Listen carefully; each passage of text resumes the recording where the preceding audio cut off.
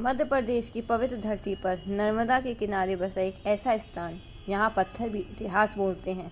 हवा में भक्ति घुंडी है और हर सीढ़ी एक नई कहानी सुनाती है। यह है महेश्वर फोर्ट। यह सिर्फ एक किला ही नहीं, बल्कि एक ऐसी जगह है यहाँ राज, धर्म, करुणा और संस्कृति के साथ साथ जन्म लिया है। कल्पना कीजिए, सुबह का समय है, हल्की ठंडी हवा चल रही है, सामने बहती है पवित्र नर्मदा रिवर, मंदिरों की घंटियां बज रही हैं, घाटों पर दीपक जल रहे हैं और ऊंचाई पर खड़ा है महेश्वर का किला। लेकिन सवाल है, इस किले को इतना खास किसने बनाया? 18वीं सदी का समय था। एक साधारण लेकिन असाधारण महिला ने इस स्थान को अपनी कर्मभूमि बनाया। वह थी महान रानी अहिल्याबाई होलकर। अहिल्याबाई का जीवन आसान नहीं था।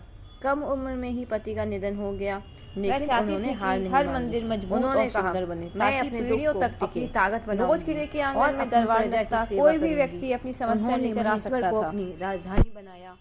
यहाँ दूसरे राजा किले को युद्ध के लिए मजबूत बनाते थे। अहिल्याबाई ने इसे धर्म और सेवा का स्थान बनाया। उन्होंने मंदिर बनवाए, घाट बनवाए, यात्रियों के लिए धर्मशालाएं बनवाई, गरीबों के लिए भोजन की व्यवस्था करवाई। कहते हैं रानी रोज सुबह नर्मदा किनारे पूजा करती, फिर दरबार लगाती। उनका राजमहल भी बहुत साधारण था, ना ज़्यादा सोना ना दिखावा, क्योंकि उनका मानना था राजा का वैभव नहीं, उसका न्याय याद रखा जाता है। एक दिन 2 महिलाएं दरबार में आईं।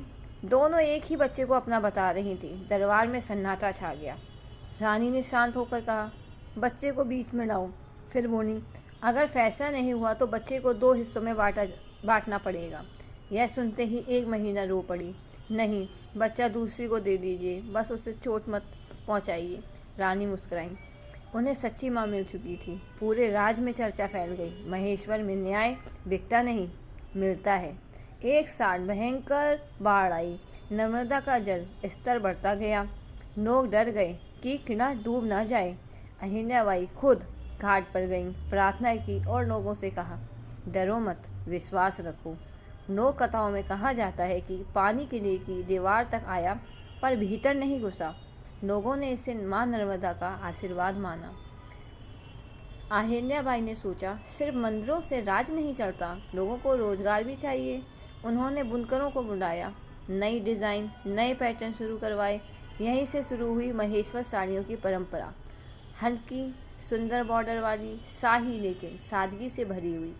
आज भी ये साड़ियाँ भारत में बहुत प्रसिद्ध हैं। और कहते हैं, जब रात को सब शांत हो जाता है, नर्मदा का पानी धीरे धीरे बहता